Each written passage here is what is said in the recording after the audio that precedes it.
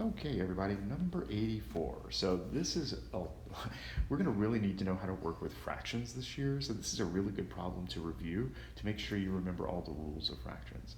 So the first thing we need to know about fractions is when you multiply them straight across, numerator times numerator, denominator times denominator. That doesn't play into this problem. The second thing we need to know is when you're adding or subtracting fractions, you need a common denominator. That will play into this problem. And then when we're dividing a fraction by a fraction or by a number, it's same switch flip. You keep the first fraction or top fraction the same, you change the division to a multiplication, and you flip the bottom fraction. Those should all be familiar rules to you.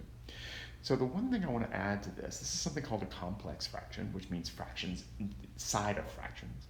Whenever I have a problem like this, the very first thing I like to do is to take the big fraction bar, the one that's the main fraction bar in the problem, and put little dots on the end of it. Because it makes it visually clear which thing is actually the big fraction bar, and it can make a difference in the problem.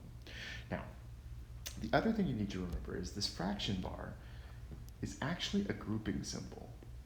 So if you remember PEMDAS, parentheses, exponents, multiplication, division, addition, subtraction, the P is really any grouping symbol. They can be parentheses, they can be brackets, they can be braces, they can be square root symbols, things that are inside. They can be fraction bars. So the things that are on top in this fraction are grouped together. So what I want to do first is to add those fractions on top. So in order to add fractions, I need to get a common denominator.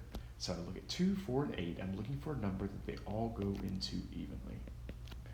And that number happens to be 8.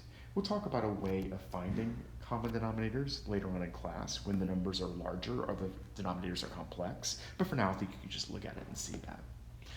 Now, to change 3 halves into a denominator of 8, you have to multiply the top and the bottom by 4. So that's going to be 12 eighths. 3/4 would be multiplied by 2 on top and bottom, so 6 eighths. And then 3 eighths is already over the 8. Now remember, when you're adding fractions, the denominators stay the same and you add the numerators.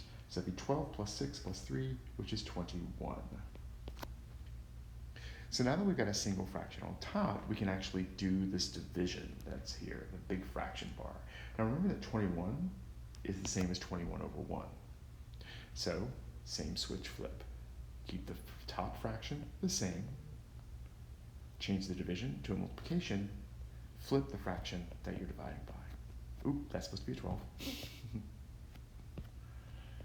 And now, I can multiply these straight across and then simplify, but it's much easier to go ahead and simplify by cross-cancellation, not cancellation. And now, that fraction ends up being 1/8. So just remember, if you have fractions within fractions, always do the stuff that's grouped by the big fraction bar first, then do the same switch flip.